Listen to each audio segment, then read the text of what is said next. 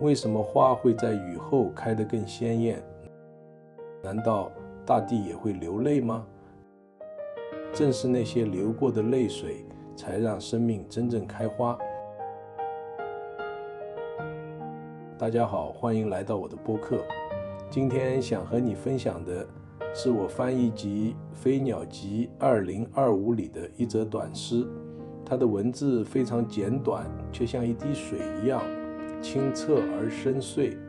这句英文原文是 It is the tears of the earth that keep her smiles in bloom。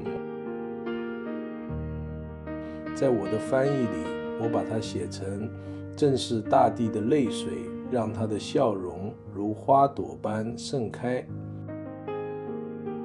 每次读到这句诗，我脑海里都会浮现一种非常宁静的画面，清晨的叶子上挂着水滴，像是夜里流下的泪珠。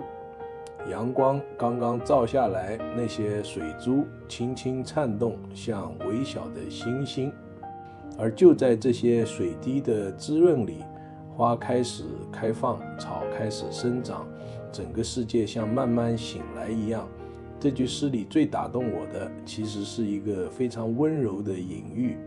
大地也会流泪，我们习惯把雨当作一种天气现象，但在诗人的眼里，它变成了情感。雨不是冷冰冰的水，而是大地的眼泪。正是这些泪水，让世界变得丰盈、柔软、有生命力。所以这句话其实在悄悄地告诉我们一件事情：美丽并不是没有悲伤，绽放往往来自滋润。如果没有雨水，花朵就不会开放；如果没有那些湿润的时刻，土地会干裂，生命会枯萎。换句话说，大地的笑容并不是凭空出现的，它是由泪水孕育出来的。有时候我也会把这句诗当作一种关于人生的隐喻。在人生里，我们常常希望自己一直快乐，一直顺利，好像只有笑容才是值得保留的东西。但诗人却提醒我们，也许正是那些流过的泪水，才让生命真正开花。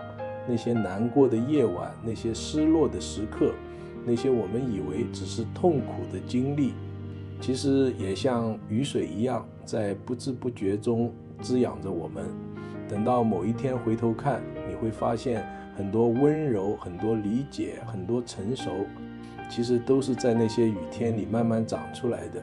所以当我翻译 Tears of the Earth 这个词的时候，我刻意保留了泪水这个非常直白的表达，因为我希望读到这句话的人，不只是看到自然的景象，也能感受到一种柔软的哲思。世界的美并不是没有伤痕，而是学会在伤痕里继续开花。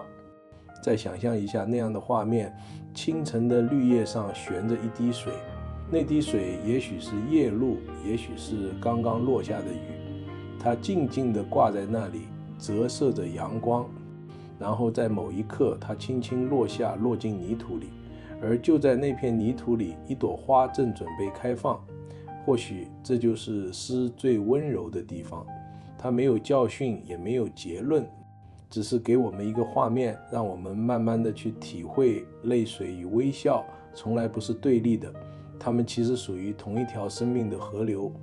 当我把这句诗写进《飞鸟集2025》的时候，我也在想，也许泰戈尔当年看到的就是这样一个简单的瞬间。雨后的大地，花正在开放，于是他没有写长长的诗，只留下这一句话，像一滴水落在时间里。而100多年之后，当我们再次读到它的时候，依然会在心里听见一种非常安静的回声。也许大地真的在流泪，也许正是这些泪水让世界一直开着花。以上就是本期播客的全部内容，